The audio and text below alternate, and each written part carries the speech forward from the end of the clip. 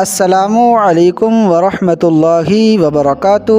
پیارے دوستو، آج ہم قرآن مجید کی بہت ہی بابرکت صورت یعنی سورہ کہف کے بارے میں جانتے ہیں کہ اس کے پڑھنے کے کیا کیا فائدے ہیں۔ آپ لوگ یوٹیوب پر بے شمار وظائف کی ویڈیوز دیکھتے ہیں اور ان پر عمل کرنے لگتے ہیں، لیکن کوئی بھی فائدہ حاصل نہیں ہوتا۔ یاد رکھیے دوستو، قرآن مجید ایسی بابرکت کتاب ہے کہ جس کا پڑھنا، دیکھنا، سننا سب عبادت ہے۔ اللہ رب العزت قرآن مجید پڑھنے کی برکت سے انسان کو بے شمار پریشانیوں سے محفوظ فرما دیتا ہے۔ قرآن مجید پڑھنے سے انسان کے کاروبار میں برکتیں ہونے لگتی ہیں، انسان کی کاروبار کی بے برکتی دور ہونے لگتی ہے۔ دوستو، قرآن مجید ایسی بابرکت کتاب ہے کہ جس کے اندر تمام روحانی و جسمانی بیماریوں کے لیے نسخہ شفا ہے۔ دوستو، سورہ کہف ایسی بابرکت صورت ہے کہ اگر کوئی شخص اس بابرکت صورت کو پڑھنے کی عادت بنا لیتا ہے تو اللہ پاک اسے بے شمار برکتیں عطا فرماتا ہے۔ اس کے کاروبار میں برکتیں ہونے لگتی ہیں، کاروبار کی بندشیں ختم ہو جاتی ہیں، نظر بد سے اس کا کاروبار محفوظ ہو جاتا ہے، اس کا مکان محفوظ ہو جاتا ہے۔ دوستو، اگر کوئی شخص روزانہ سورہ کہف کو پڑھتا ہے تو اللہ رب العزت اس کے لیے غیب سے روزی عطا فرماتا ہے۔ دوستو، آپ روزانہ اس بابرکت صورت کو اپنے دکان، مکان، کاروبار میں خیر و برکت کے لیے سن لیا کریں۔ انشاءاللہ عز و جل قرآن مجید کی اس بابرکت صورت سننے کی برکت سے اللہ رب العزت آپ کے تمام مقاصد میں کامیابی عطا فرمائے گا، آپ کی تمام پریشانیاں دور ہو جائیں گی۔ آئیے دوستو، اسی بابرکت صورت یعنی سورہ کہف کو سن لیتے ہیں۔ اعوذ باللہ من الشیطان الرجیم، بسم اللہ الرحمن الرحیم۔ الحمد للہ الذی انزل علی عبده الكتاب ولم يجعل له عوجا قیما لینذر بأسا شدیدا من لدنه ويبشر المؤمنين الذين يعملون الصالحات أن لهم أجرا حسنا ماكثين فيه أبدا وينذر الذين قالوا اتخذ الله ولدا ما لهم به من علم ولا لآبائهم كبرت كلمة تخرج من أفواههم إن يقولون إلا كذبا فلعلك باخع نفسك على آثارهم إن لم يؤمنوا بهذا الحديث أسفا إنا جعلنا ما على الأرض زينة لها لنبلوهم أيهم أحسن عملا وإنا لجاعلون ما عليها سعيدا جرزا أم حسبت أن أصحاب الكهف والرقيم كانوا من آياتنا عجبا إذ أوى الفتية إلى الكهف فقالوا ربنا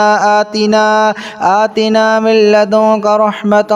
وهيئ لنا من أمرنا رشدا فضربنا على آذانهم في الكهف سنين عددا ثم بعثناهم لنعلم أي الحزبين أحصى لما لبثوا أمدا نحن نقص عليك نبأهم بالحق إنهم فتية آمنوا بربهم وزدناهم هدى وربطنا على قلوبهم إذ قاموا فقالوا ربنا رب السماوات والأرض لن ندعو من دونه إلها لقد قلنا إذا شططا هؤلاء قوم اتخذوا من دونه آلهة لولا يأتون عليهم بسلطان بين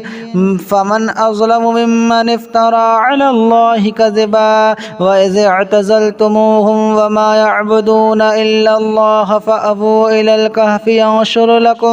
ينشر لكم ربكم من رحمته ويهيئ لكم من أمر مرفقا وترى الشمس إذا طلعت تزاور عن كهفهم ذات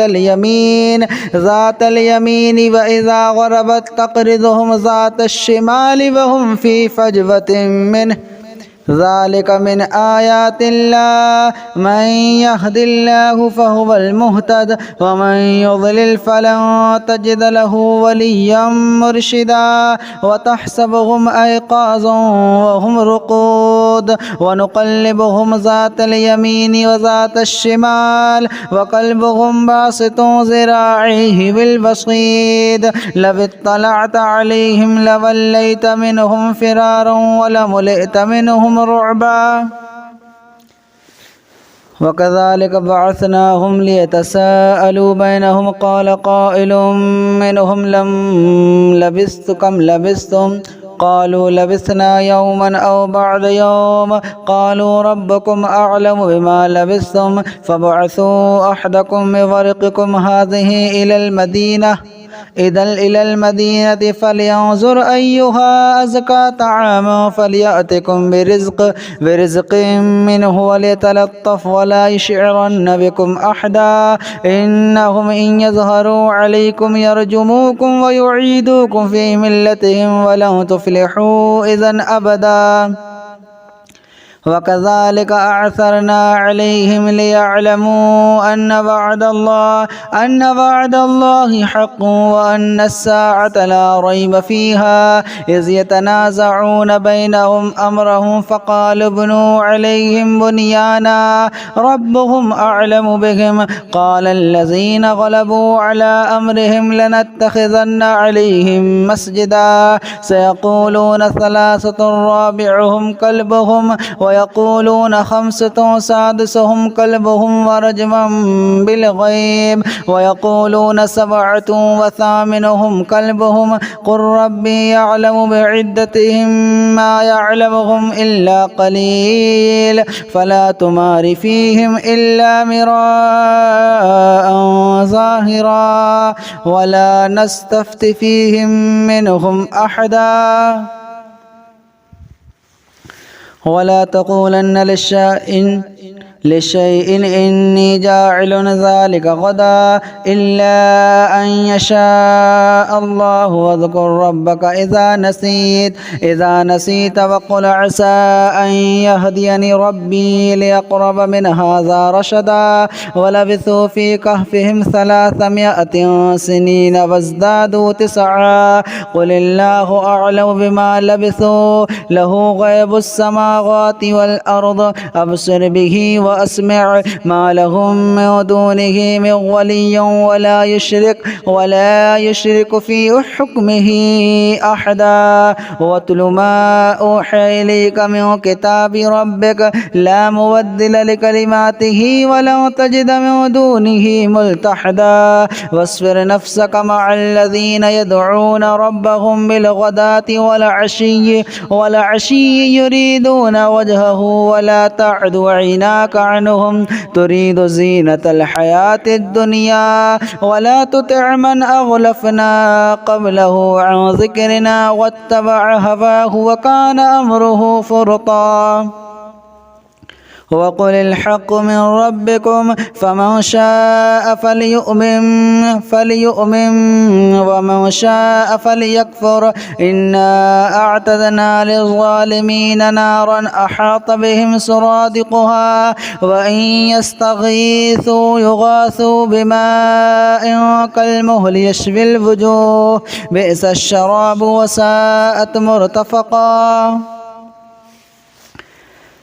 إن الذين آمنوا وعملوا الصالحات إنا لا نضيع أجر من أحسن عملا أولئك لهم جنات عدن تجري من تحتهم الأنهار يحلون فيها من أساور من ذهب ويلبسون ثيابا خضرا من سندس واستبرق متكئين فيها على الأرائك نعم الثواب وحسنت مرتفقا. واضرب لهم مثل الرجلين جعلنا لأحدهما جنتين من أعناب وحففناهما بنخل وجعلنا بينهما زرعا كلتا الجنتين آتت أكلها ولم تظلم منه شيئا وفجرنا خلالهما نهرا وكان له ثمر فقال لصاحبه وهو يحاوره أنا أكثر منك مالا وأعز نفرا. ودخل جنته وهو ظالم لنفسه قال ما أظن أن تبيد هذه أبدا وما أظن الساعة قائمة ولئن رددت إلى ربي لأجدن خيرا منها منقلبا. قال له صاحبه وهو يحاوره أكفرت بالذي خلقك من تراب ثم من نطفة ثم سواك رجلا لكن هو الله ربي ولا أشرك بربي أحدا. ولولا إذ دخلت جنتك قلت ما شاء الله لا قوة إلا بالله إن ترني أنا أقل منك مالا وولدا فعسى ربي أن يؤتيني خيرا من جنتك ويرسل عليها حسبانا من السماء فتصبح صعيدا زلقا أو يصبح ماؤها غورا فلن تستطيع له طلبا. وأحيط بثمره فأصبح يقلب كفيه على ما أنفق فيها وهي خاوية على عروشها ويقول يا ليتني لم أشرك بربي أحدا. ولم تكن له فئة ينصرونه من دون الله وما كان منتصرا. هنالك الولاية لله الحق هو خير ثوابا وخير عقبا. واضرب لهم مثل الحياة الدنيا كماء أنزلناه من السماء فاختلط به نبات الأرض فأصبح هشيما تذروه الرياح وكان الله على كل شيء مقتدرا. المال والبنون زينة الحياة الدنيا والباقيات الصالحات خير عند ربك ثوابا وخير أملا. ويوم نسير الجبال وترى الأرض بارزة وحشرناهم فلم نغادر منهم أحدا.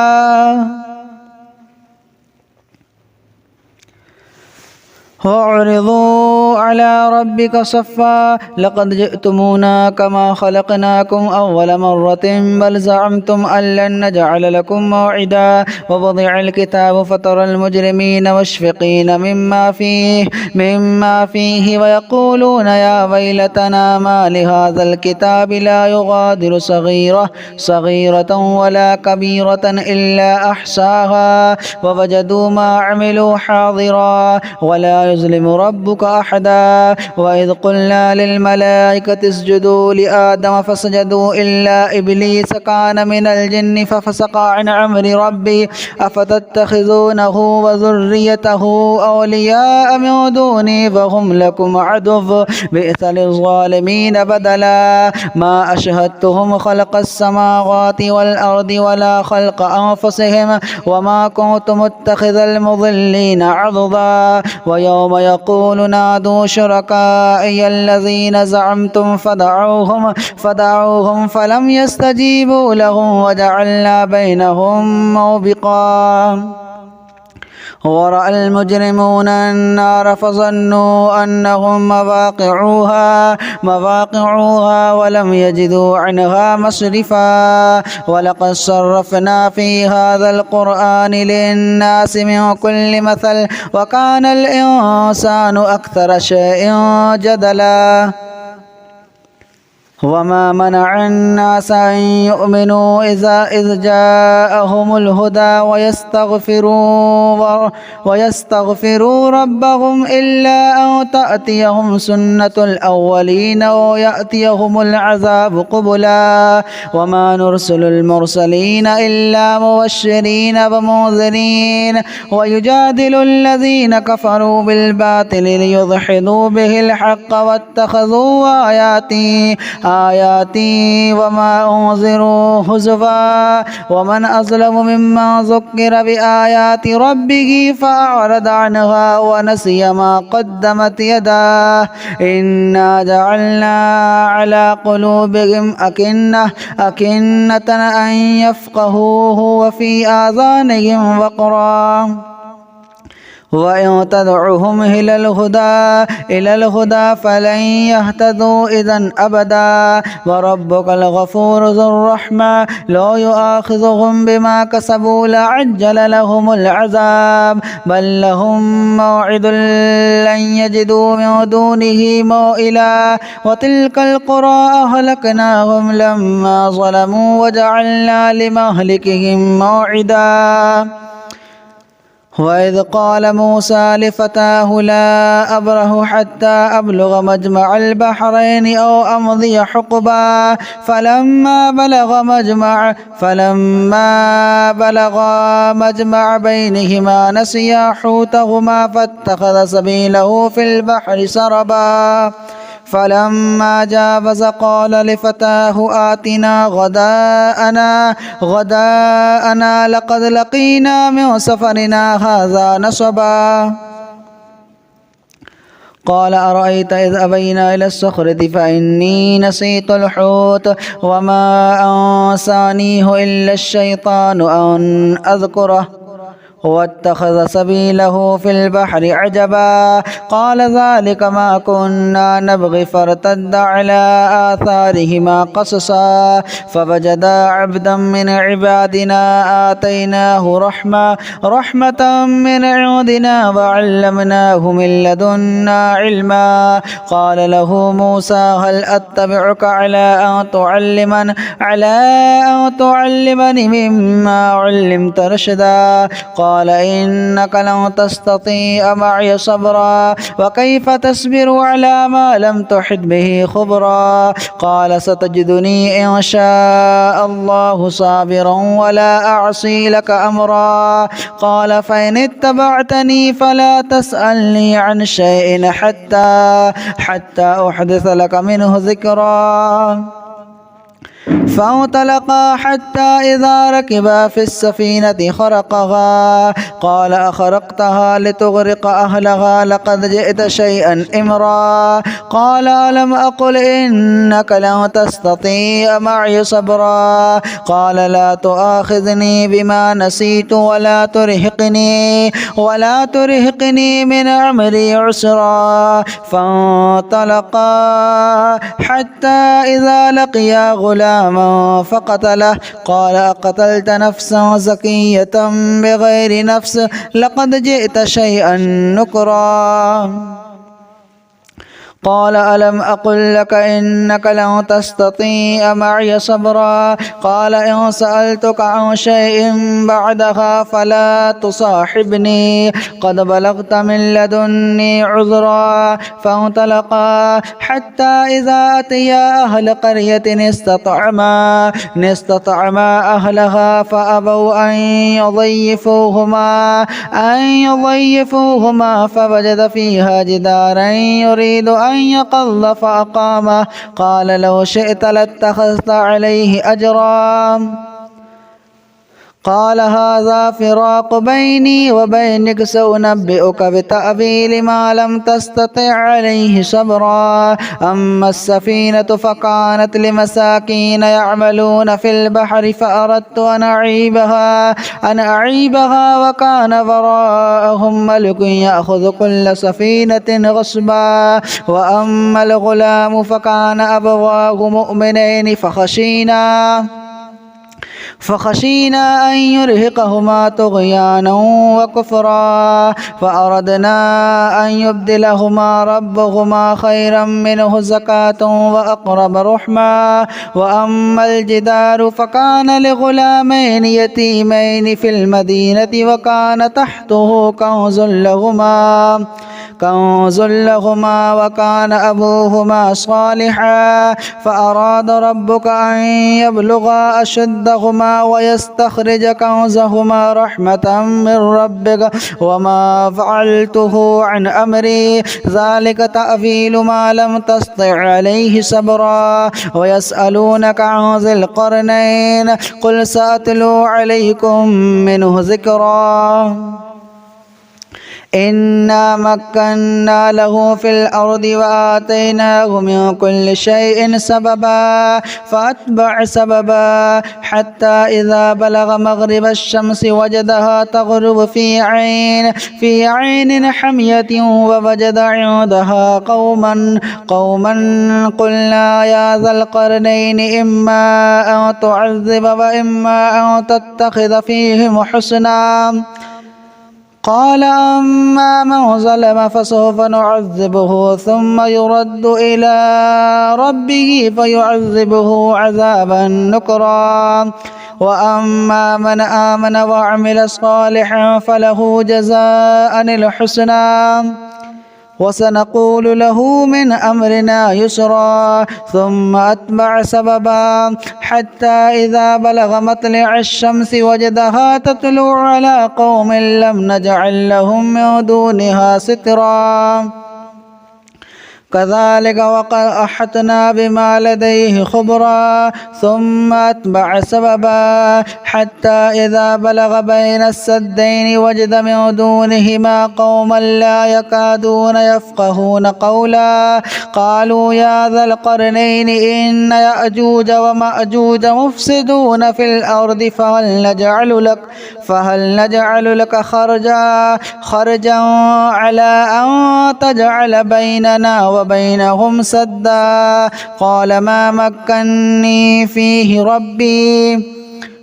ربي خير فاعينوني بقوة أجعل بينكم وبينهم ردما. آتوني زبر الحديد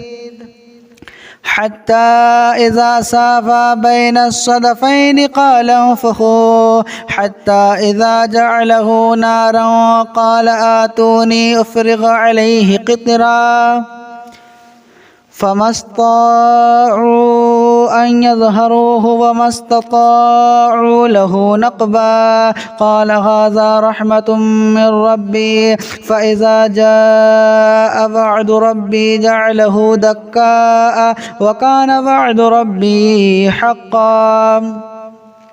وتركنا بعضهم يومئذ يموج في بعض ونفخ في الصور فجمعناهم جمعا. وعرضنا جهنم يومئذ للكافرين عرضا. الذين كانت أعينهم في غطاء عن ذكري وكانوا لا يستطيعون سمعا. أفحسب الذين كفروا أن يتخذوا عبادي من دوني أولياء إنا أعتدنا جهنم للكافرين نزلا. قل هل ننبئكم بالأخسرين أعمالا الذين ضل سعيهم في الحياة الدنيا وهم يحسبون أنهم يحسنون صنعا. أولئك الذين كفروا بآيات ربهم ولقائه فحبطت أعمالهم فلا نقيم لهم يوم القيامة وزنا. ذلك جزاؤهم جهنم بما كفروا بما كفروا واتخذوا آياتي ورسلي هزوا إن الذين آمنوا وعملوا الصالحات كانت لهم جنات الفردوس نزلا خالدين فيها لا يبغون عنها حبلا قل لو كان البحر مدادا لكلمات ربي لنفد البحر قبل أن تنفذ كلمات ربي ولو جئنا بمثله مددا قل إنما أنا بشر مثلكم يوحى إلي أنما إلهكم إله واحد فمن كان يرجو لقاء ربه فليعمل عملا صالحا ولا يشرك بعبادة ربه أحدا. بسم الله الرحمن الرحيم. الحمد لله الذي أنزل على عبده الكتاب ولم يجعل له عوجا قيما لينذر بأسا شديدا من لدنه ويبشر المؤمنين الذين يعملون الصالحات أن لهم أجرا حسنا ماكثين فيه أبدا وينذر الذين قالوا اتخذ الله ولدا ما لهم به من علم ولا لآبائهم كبرت كلمة تخرج من أفواههم إن يقولون إلا كذبا فلعلك باخع نفسك على آثارهم إن لم يؤمنوا بهذا الحديث أسفا إنا جعلنا ما على الأرض زينة لها لنبلوهم أيهم أحسن عملا وإنا لجاعلون ما عليها سعيدا جرزا أم حسبت أن أصحاب الكهف والرقيم كانوا من آياتنا عجبا إذ أبى الفتية إلى الكهف فقالوا ربنا آتنا من لدنك رحمة وهيئ لنا من أمرنا رشدا فضربنا على آذانهم في الكهف سنين عددا ثم بعثناهم لنعلم أي الحزبين أحصى لما لبثوا أمدا نحن نقص عليك نبأهم بالحق إنهم فتية آمنوا بربهم وزدناهم هدى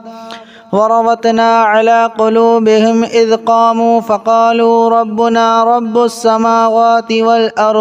والأرض لن ندعو من دونه إلها لقد قلنا إذا شططا هؤلاء قوم اتخذوا من دونه آلهة لولا يأتون عليهم بسلطان بين فمن أظلم ممن افترى على الله كذبا وإذ اعتزلتموهم وما يعبدون إلا الله فأبوا إلى الكهف ينشر لكم ربكم من رحمته ويهيئ لكم من أمر مرفقا وترى الشمس إذا طلعت تزاور عن كهفهم ذات اليمين وإذا غربت تقرضهم ذات الشمال وهم في فجوة منه ذلك من آيات الله من يهد الله فهو المهتد ومن يضلل فلن تجد له وليا مرشدا وتحسبهم أيقاظا وهم رقود ونقلبهم ذات اليمين وذات الشمال وقلبهم باسط ذراعيه بالبصيد لو اطلعت عليهم لوليت منهم فرارا ولملئت منهم رعبا وكذلك بعثناهم ليتساءلوا بينهم قال قائل منهم كم لبثتم قالوا لبثنا يوما أو بعد يوم قالوا ربكم أعلم بما لبثتم فابعثوا أحدكم بورقكم هذه إلى المدينة إذا إلى المدينة فلينظر أيها أزكى طعاما فليأتكم برزق منه وليتلطف ولا يشعرن بكم أحدا إنهم إن يظهروا عليكم يرجموكم ويعيدوكم في ملتهم ولن تفلحوا إذا أبدا وكذلك أعثرنا عليهم ليعلموا أن وعد الله حق وأن الساعة لا ريب فيها إذ يتنازعون بينهم أمرهم فقالوا ابنوا عليهم بنيانا ربهم أعلم بهم قال الذين غلبوا على أمرهم لنتخذن عليهم مسجدا سيقولون ثلاثة رابعهم كلبهم ويقولون خمسة سادسهم كلبهم ورجما بالغيب ويقولون سبعة وثامنهم كلبهم قل ربي يعلم بعدتهم ما يعلمهم إلا قليل فلا تمار فيهم إلا مراء ظاهرا ولا نستفت فيهم منهم أحدا ولا تقولن لشيء إني جاعل ذلك غدا إلا أن يشاء الله واذكر ربك إذا نسيت وقل عسى أن يهديني ربي ليقرب من هذا رشدا ولبثوا في كهفهم 300 سنين وازدادوا 9 قل الله أعلم بما لبثوا له غيب السماوات والأرض أبصر به وأسمع ما لهم من دونه من ولي ولا يشرك في حكمه أحدا واتل ما أوحي إليك من كتاب ربك لا مبدل لكلماته ولا تجد من دونه ملتحدا واصبر نفسك مع الذين يدعون ربهم بالغداة والعشي يريدون وجهه ولا تعد عيناك عنهم تريد زينة الحياة الدنيا ولا تطع من أغلفنا قبله عن ذكرنا واتبع هواه وكان أمره فرطا وقل الحق من ربكم فمن شاء فليؤمن ومن شاء فليكفر إنا أعتدنا للظالمين نارا أحاط بهم سرادقها وإن يستغيثوا يغاثوا بماء كالمهل يشوي الوجوه بئس الشراب وساءت مرتفقا إن الذين آمنوا وعملوا الصالحات إنا لا نضيع أجر من أحسن عملا أولئك لهم جنات عدن تجري من تحتهم الأنهار يحلون فيها من أساور من ذهب ويلبسون ثيابا خضرا من سندس واستبرق متكئين فيها على الأرائك نعم الثواب وحسنت مرتفقا واضرب لهم مثل الرجلين جعلنا لأحدهما جنتين من أعناب وحففناهما بنخل وجعلنا بينهما زرعا كلتا الجنتين آتت أكلها ولم تظلم منه شيئا وفجرنا خلالهما نهرا وكان له ثمر فقال لصاحبه وهو يحاوره أنا أكثر منك مالا وأعز نفرا ودخل جنته وهو ظالم لنفسه قال ما أظن أن تبيد هذه أبدا وما أظن الساعة قائمة ولئن رددت إلى ربي لأجدن خيرا منها منقلبا قال له صاحبه وهو يحاوره أكفرت بالذي خلقك من تراب ثم من نطفة ثم سواك رجلا لكن هو الله ربي ولا أشرك بربي أحدا ولولا إذ دخلت جنتك قلت ما شاء الله لا قوة إلا بالله إن ترني أنا أقل منك مالا وولدا فعسى ربي أن يؤتيني خيرا من جنتك ويرسل عليها حسبانا من السماء فتصبح صعيدا زلقا أو يصبح ماؤها غورا فلن تستطيع له طلبا وأحيط بثمره فأصبح يقلب كفيه على ما أنفق فيها وهي خاوية على عروشها ويقول يا ليتني لم أشرك بربي أحدا ولم تكن له فئة ينصرونه من دون الله وما كان منتصرا هنالك الولاية لله الحق هو خير ثوابا وخير عقبا واضرب لهم مثل الحياة الدنيا كماء أنزلناه من السماء فاختلط به نبات الأرض فأصبح هشيما تذروه الرياح وكان الله على كل شيء مقتدرا المال والبنون زينة الحياة الدنيا والباقيات الصالحات خير عند ربك ثوابا وخير أملا ويوم نسير الجبال وترى الأرض بارزة وحشرناهم فلم نغادر منهم أحدا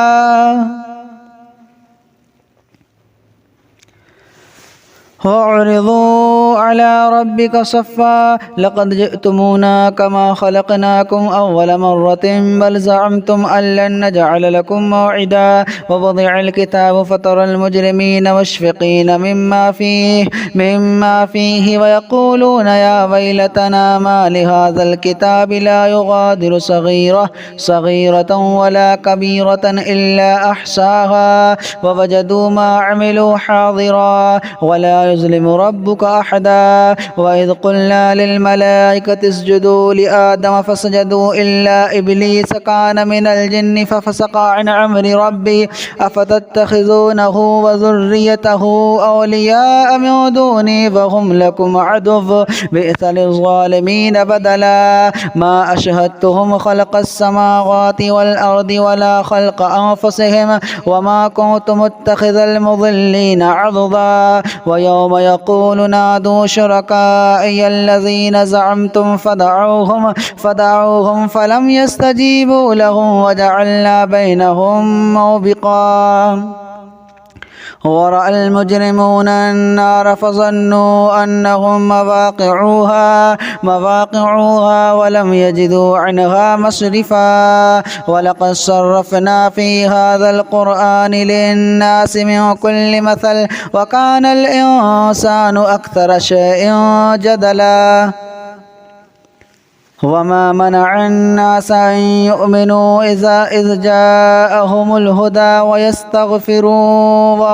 ويستغفروا ربهم إلا أن تأتيهم سنة الأولين ويأتيهم العذاب قبلا وما نرسل المرسلين إلا مبشرين ومنذرين ويجادل الذين كفروا بالباطل ليدحضوا به الحق واتخذوا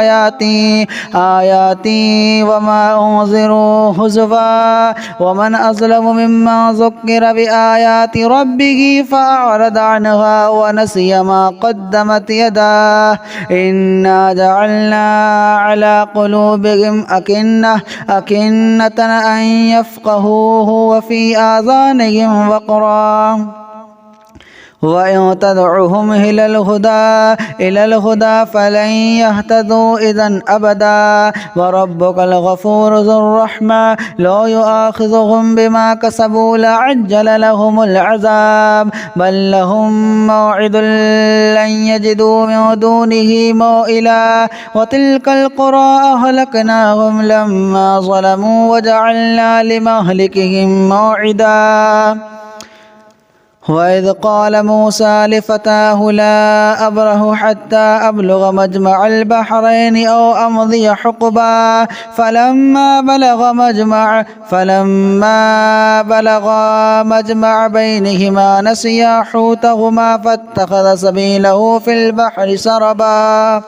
فلما جاوز قال لفتاه آتنا غداءنا لقد لقينا من سفرنا هذا نصبا قال أرأيت إذ أبينا إلى الصخرة فإني نسيت الحوت وما